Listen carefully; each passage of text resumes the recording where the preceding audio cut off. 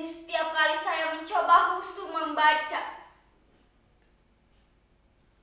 tiba-tiba terdengar suaranya. Ini terjadi sejak ayah membuat peraturan baru di rumah ini, melarang penggunaan handphone di malam hari. Saya harus menyerahkan benda pujaan itu pada ayah. Maka saya akan duduk di sini dan menghadapi buku-buku yang bisu dan tak asik sampai saya tertidur. Ayah atau ibu, mereka bergantian seperti tentara jaga malam.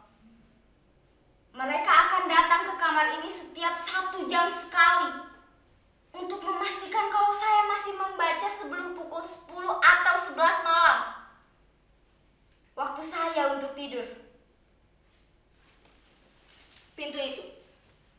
Pintu itu tidak boleh saya kunci sebelum waktu tidur tiba.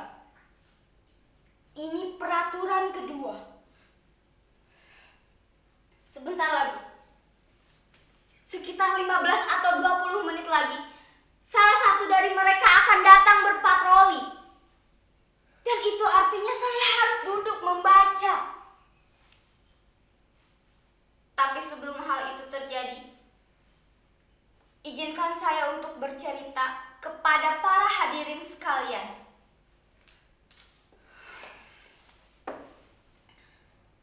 Bukannya saya tidak berusaha. Bahkan segala daya upaya sudah saya kerahkan untuk bisa membaca buku dengan husu dan bahagia. Saya juga sudah memotivasi diri dengan beberapa nasihat yang saya ingat. Kata-kata mutiara, semboyan, pepatah, pantun, yel-yel penyemangat belajar, hingga kritik tajam dari para pakar mengenai bahaya kecanduan handphone. Tapi herannya tidak ada yang masuk sedikit pun di kepala saya. Kalaupun itu berhasil, ya mungkin hanya bertahan 10 atau 15 menit saja. Kemudian saya kembali mengantuk.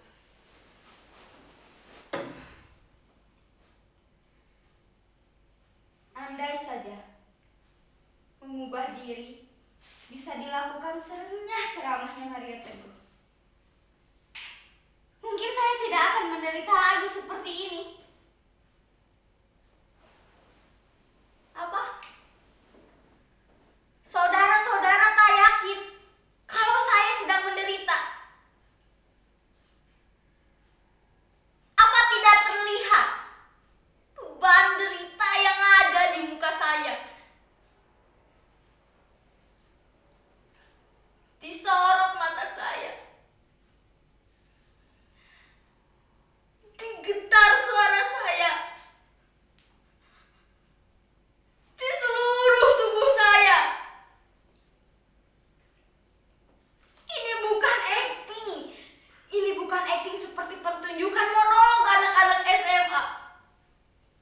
Ini real, nyata. Saya memang sedang menderita. Bahkan jika penderitaan saya tuangkan ke dalam puisi,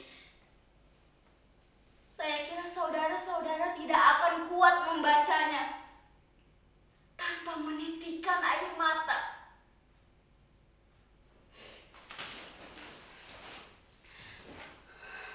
Tak percaya?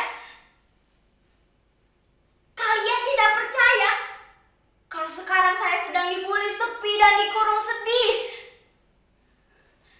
Sekarang saya bertanya, siapa di antara kalian yang mau dan mampu berpisah dengan apa yang sudah menjadi bagian dari diri kalian? Ada yang mampu?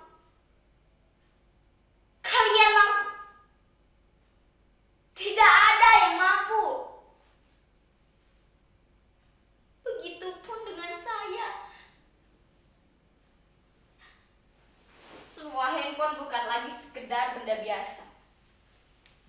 Ia adalah bagian terpenting di dalam hidup kita. Bayangkan saja, Sejak kecil, dia selalu bersama kita. Menjadi teman kita dikala orang lain tidak mempunyai waktu luang atau malas meladeni kita yang masih kanak-kanak dan belum mempunyai nilai guna. Pagi, siang, sore, bahkan malam, dia selalu setia menemani kita. Apapun yang kita mau dan kemanapun kita ingin bertamasya, dia akan setia melayani kita. Asalkan baterai dan kuotanya cukup, dia akan siap sedia. Dia juga menyimpan nama dan memori kita di dalam dirinya.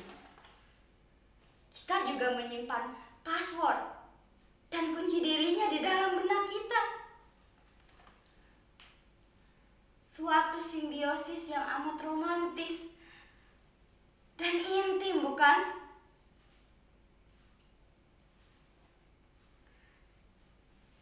Kita bahkan lebih dekat dan lebih nyaman dengan dirinya dibandingkan dengan sesama kita.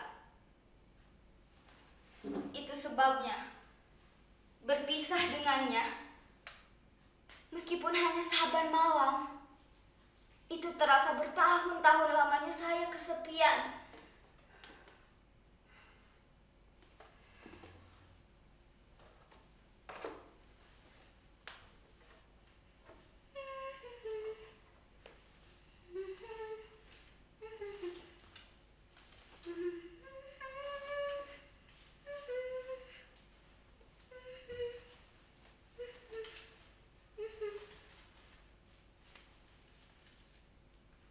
Oh, handphoneku, betapa berat dan panjang jalan yang harus kutempuh untuk bisa kembali bersamamu.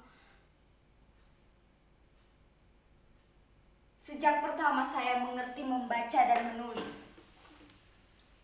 saya sudah menuliskan nama saya ke dalam dirinya. Ariyanti.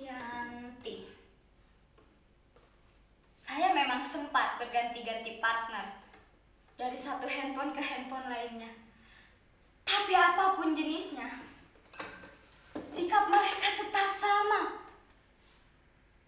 Mereka tetap setia menemani dan melayani kita tanpa berkurang sedikit pun.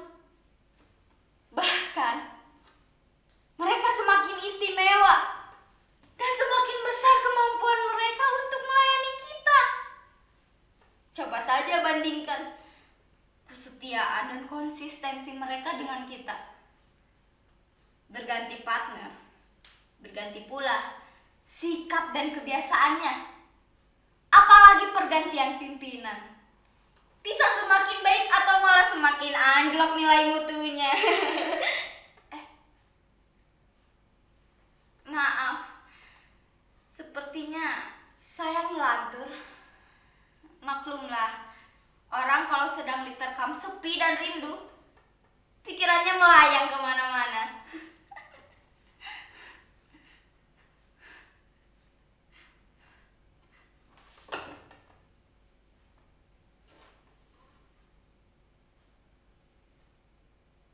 Jadi, bagaimana sekarang? Sudah cukup jelas kalau saya sedang menderita. Saya menderita bukan karena berpisah dengannya saja, tapi saya berhadapan langsung dengan dua keadaan sekaligus. Di satu sisi, saya tahu ayah dan ibu bertujuan baik. Mereka ingin saya berprestasi dan maju dalam studi.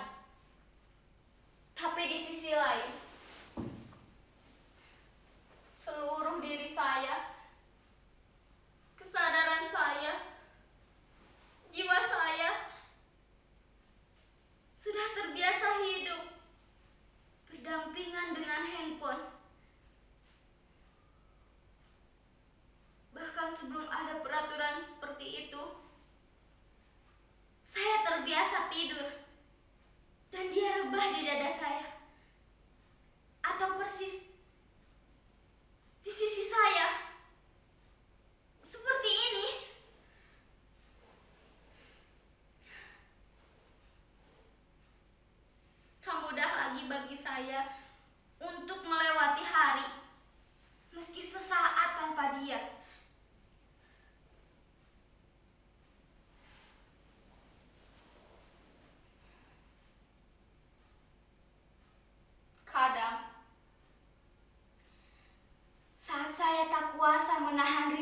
kepadanya, saya akan mengambil casing HP-nya, lalu saya dekatkan ke dada saya seperti ini.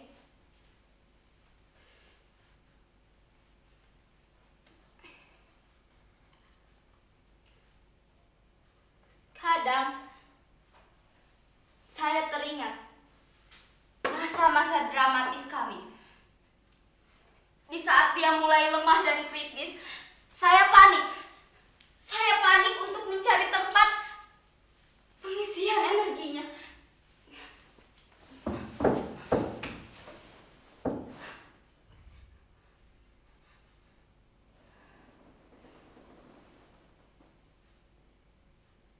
Tidak ada yang lebih membahagiakan selain mendengar suara renyah dan riangnya. Bertamasya dengannya, kemanapun saya ingin mengunjungi situs-situs atau menikmati menu-menu lezat yang ditawarkannya. Dia telah membuat hidup ini menjadi lebih mudah, simpel, dan lebih cepat. Dia juga bisa membahagiakan kita, tepat di saat kita menginginkannya. Jadi bagaimana bisa saya bersabar berlama-lama dengan buku-buku yang bisu itu untuk menata masa depan? Itu hanya membuang-buang waktu, tenaga, dan pikiranku saja. Sedangkan kita sekarang hidup di masa yang sangat bergantungan pada kecepatan dan keringkasan. Siapapun yang tidak bisa cepat dan ringkas, dia akan tertinggal. Dia akan menjadi fosil penghuni di museum peradaban. Saya sebenarnya pernah hampir bisa untuk tidak terlalu bergantung kepadanya, selain untuk hal-hal yang penting saja. Tapi di saat saya memergoki ayah dan ibu di suatu malam, duduk asik dan tampak intim dengan handphone masing-masing, saya merasa dikhianati. Sejak saat itu kemampuan saya untuk berpisah dengannya semakin menurun, terus menurun, terus menurun, dan terus menurun. Kini ia ada di kepala saya, menjadi denyut di jantung saya. Saya teramat dalam mencintainya.